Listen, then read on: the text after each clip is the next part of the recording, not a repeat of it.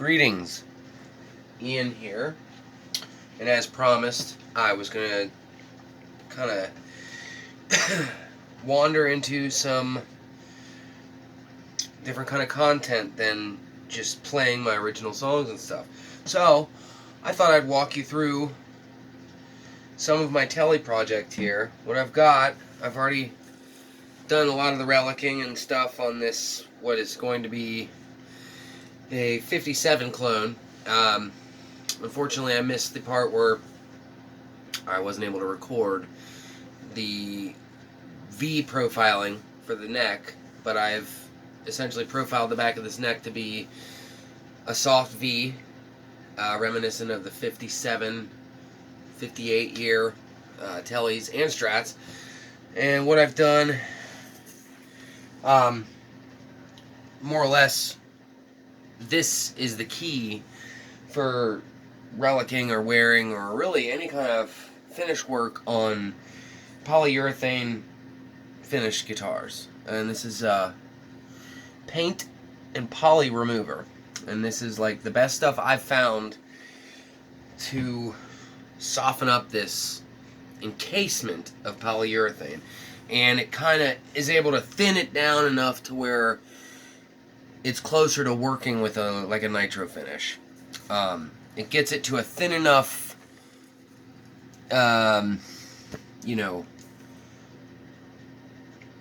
consistency, I guess, to where you can almost kind of chip it off as if it were an old style nitro finish. And you can, I did some razor blade lacquer checking and all that kind of stuff. I've since I bought the guitar as a standard Mexican standard telly with ceramic pickups and stuff, I put the steel saddle bridge. I've got brass saddles on my butterscotch telly, because it's actually a broadcaster. That's my other project. This I wanted to be a kind of like the translucent blonde, later 50s white guard. And got 5-hole white guard, which it did not come with. These are 52 reissue pickups, so yes, it's flat. They're flat pole, but somewhere along along the lines, I might choose to get a staggered pole, later 50s or whatever, early 60s pickup in there.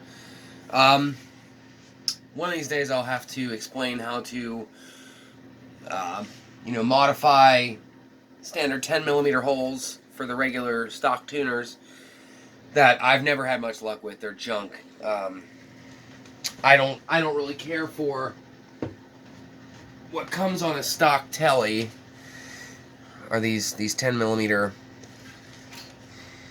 Fender stamped tuners. They're okay. They're better than like Squier tuners, but I much prefer the Japanese made Clusen style.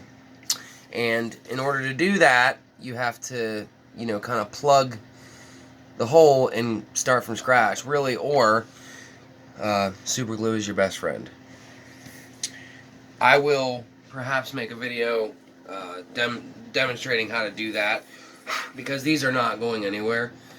Yeah, I'm gonna have to take the ferrules out when I do the decal, which just came in the mail today. I'm not gonna be doing that today. What I'm gonna be doing, as I said, since I've already got the body reliced, and the body's pretty much as it's gonna be,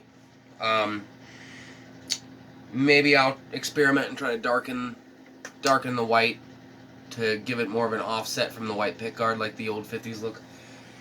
But today we're going to attempt, never done this before, but this neck clearly does not match the body. So we're going to attempt to strip down this thick, glossy poly on the fretboard without sanding. Yes. So what you'll need, or what never done this before, but judging from how I did this, I did minimal sanding on this. I might have to do minimal sanding on this, but for the bulk of the removal of this poly crap, scraper. That's why I'm not masking the frets. I'm not worrying about the frets because I'm not going to be sanding around the frets yet. When it comes to sanding around the frets, yes, we'll worry about that. But as it is now, you'll need a rag. Some of this stuff, or something comparable. I like this because it's like a jelly. It's a gelatinous, really thick, so it's kind of easy to work with. It doesn't just run right off. You can kind of let it set. So that's what we're going to do now. Oh, it's actually is pretty much non-toxic. It removes up to 5 layers in one step. Works in 10 minutes. Clings to round and vertical surfaces. Oh, it doesn't say it's non-toxic, so I probably shouldn't have huffed that. Oh, VOC, 50%. Volatile Organic Compound, I think is what that stands for. 50% of that, so probably do this in a ventilated area. Be smart, not like me. But it's far too damn cold outside to be messing around with that shit. Stuff. You get demonetized, or I'm not monetized to begin with, so it doesn't matter. So I got my old dirty rag. And that's how I'm going to apply it. And you can see how this is real goopy. It looks like, kind of like, yeah.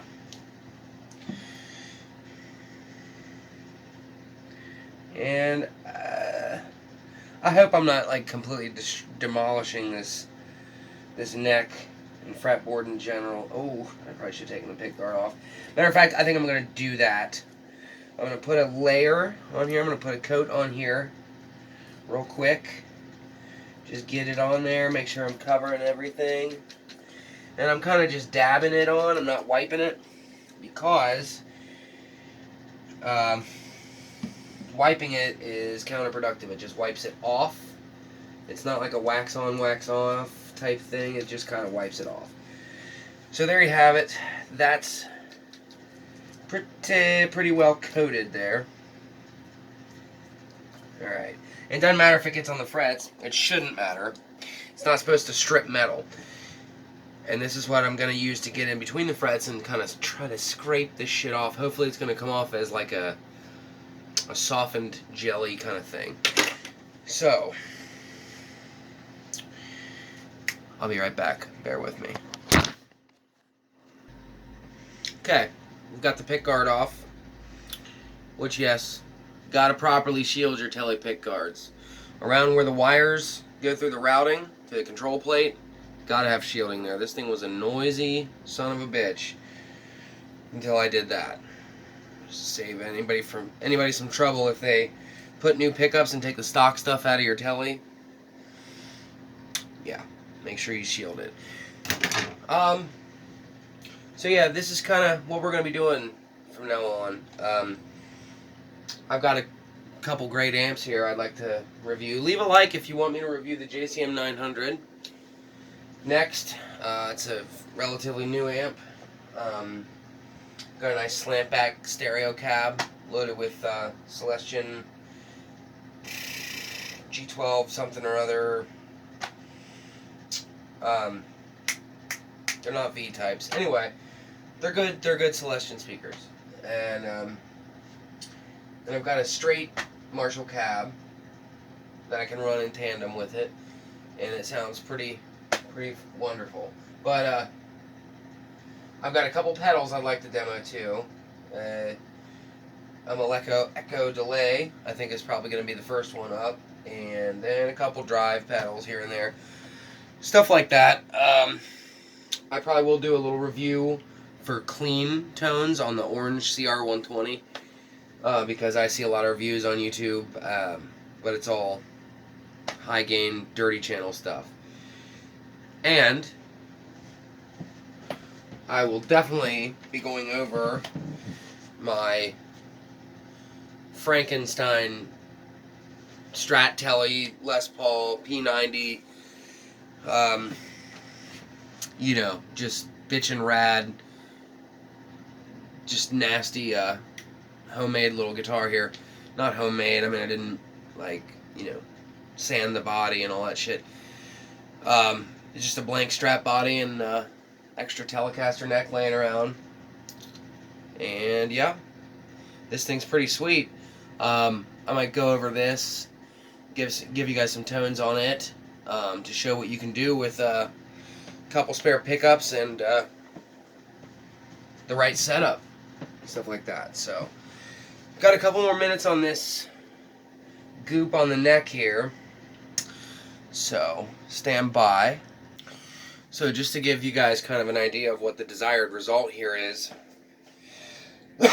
here's my broadcaster that I was telling you about, and it came with a nitro finish neck. So, you know, you can see the wearing on the frets and on the back of the neck and stuff like that. So I'm going to simulate that with hopefully a little bit of possibly shoe polish, maybe some shellac for discoloration, maybe a little bit of sanding for certain key frets, or I may just go raw and strip all that off there, leave it unfinished, maybe like a dusting of lacquer, dress the frets up, recrown them if I have to.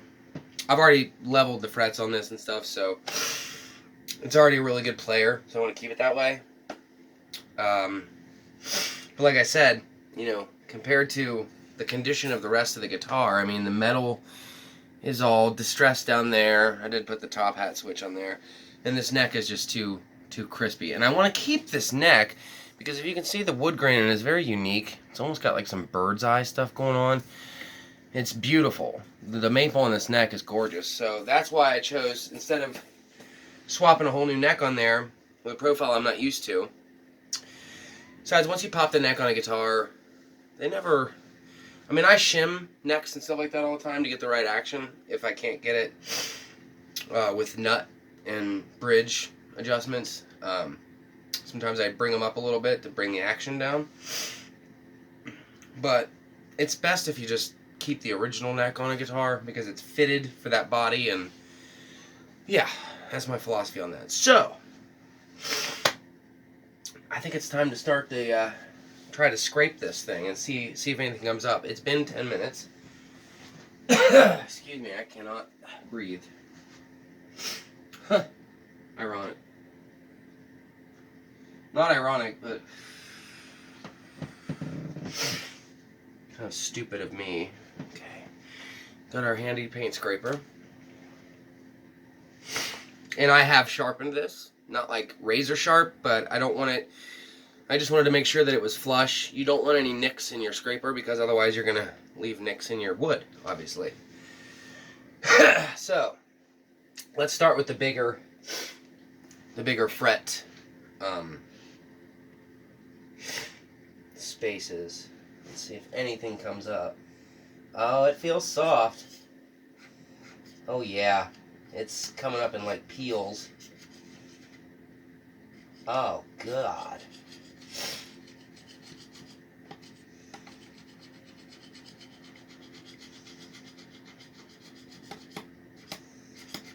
And this is why I didn't want to sand.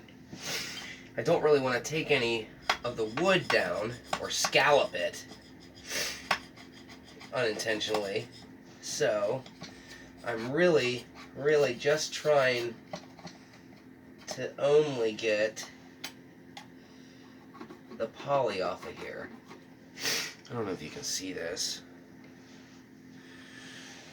What I'm doing is kind of going from stem to stern this way. You can hear where I'm getting to the wood already, or what I think might be the wood. And you can see the way this stuff sits on top. I don't know. There's like solid pieces coming off of that. So I think it is doing what it's supposed to do. Maybe the poly wasn't as thick as I thought it was on here, which is a good thing. Because this stripper will not hurt wood. It won't even discolor it. If anything, it'll get all the oil and crap off of it.